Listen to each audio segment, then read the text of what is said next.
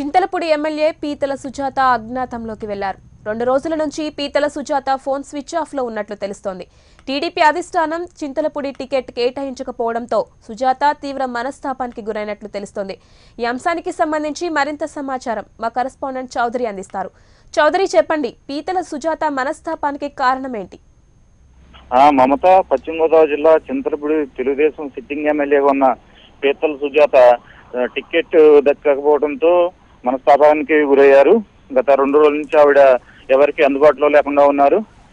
ప్రస్తుతం తెలుగుదేశం పార్టీ తరఫున doctor రాజారావుకి ticket కేటాయించారు. ఈయన గతంలో 2009 సంవత్సరంలో ఈయన తెలుగుదేశం పార్టీ తరఫున పోటీ చేసి స్వల్ప తేడాతో ఓడిపోయారు. ఈవిడ పీతల సుజాత ఇక్కడ స్థానికురాలు కాకపోవడంతో ఈవిడికి టికెట్ కేటాయించలేదు.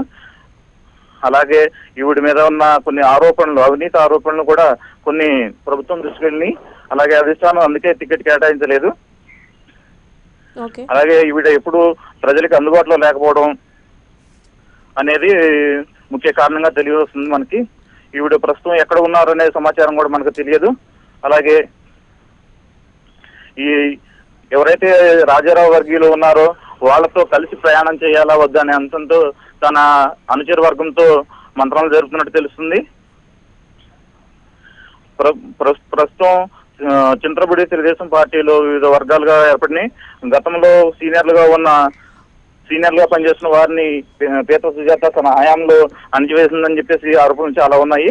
అలాగే ఆ వర్గాలన్నింటినీ కలిపిపోవాలని చెప్పేసి అధినేత చంద్రబాబు నాయుడు చెప్పినప్పటికీ ఈవిడ ప్రస్తుతం ఆ కార్యక్రమాలకి స్వస్తి చెప్పి ఎక్కడ ఉన్నారో కూడా తెలియకుండా పరిస్థితి ఏర్పడింది. మమత, చౌదరి, సుజాతకు టికెట్ కేటాయించకపోవడానికి గల కారణాలేంటి? ముఖ్యంగా చూసుకుంటే ఈవిడ ఎక్కువగా ప్రజలకు అందుబాటులో లేకపోవడం, అలాగే ఈవిడ పట్ల వర్గాలు పెంచి పోషిస్తుందని చెప్పేసి ప్రధాన ఆరోపణగా ఉంది.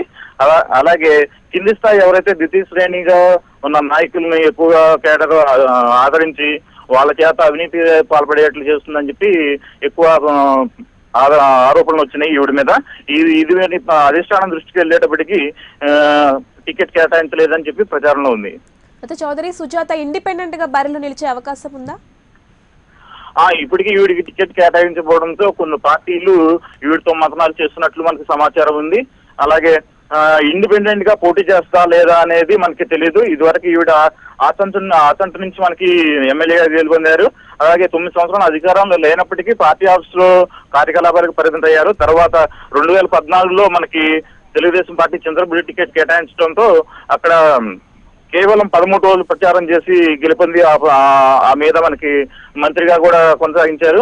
తర్వాత కాలక్రమేణా ఈవిడ మంత్రి పదవి పోవటం, అలాగే ఎమ్మెల్యేగా ఉండి స్థానికులతో సరిగా మమేకం అవ్వకపోవడం, కార్యకర్తలతో ఎక్కువ వాళ్ళకి వచ్చిన సమస్యను పరిష్కరించలేకపోవడం అనేది ఎక్కువగా ఇది కారణం వస్తుంది.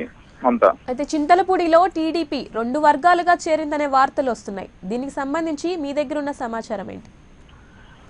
అదే మమత, 2014లో ఈవిడ గెలిచిన తర్వాత అంత ముందు పార్టీకి కష్టపడి పనిచేస్తున్న కొంతమంది సీనియర్ నేతలను ఈవిడ పక్కన పెట్టి కొత్తగా పార్టీలో చేరిన, అలాగే ద్వితీయ శ్రేణి ఎవరైతే నాయకులు ఉన్నారో కొందరు వారిని చేరదీసి వారి ద్వారా వర్గ విభేదాలు సృష్టించి ఒక వర్గాన్ని ప్రోత్సహించి, అలాగే మాగంటి బాబు వర్గాన్ని అని పేరు పెట్టిన కొంతమందిని ఈవిడ దగ్గర రానికుండా చేయటం, వాళ్ళకి కావాల్సిన పనులు చేయకపోవటం, అలాగే ముఖ్యంగా సీనియర్ నేత ముత్తారెడ్డి అటువంటి వాళ్ళని కూడా పక్కన పెట్టి వేసింది.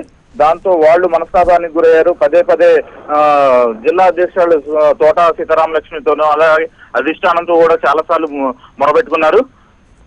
మొరబెట్టుకోవడంతో ఈవిడ వర్గ విభేదాలు పోషిస్తుందని చెప్పేసి ఈవిడకి ఇంటెలిజెన్స్ రిపోర్ట్లు కూడా వెళ్ళడం జరిగింది. దాంతో అధిష్టానం ఈవిడ టికెట్ కేటాయించలేదు. Mamata, right, thank you Chowdary.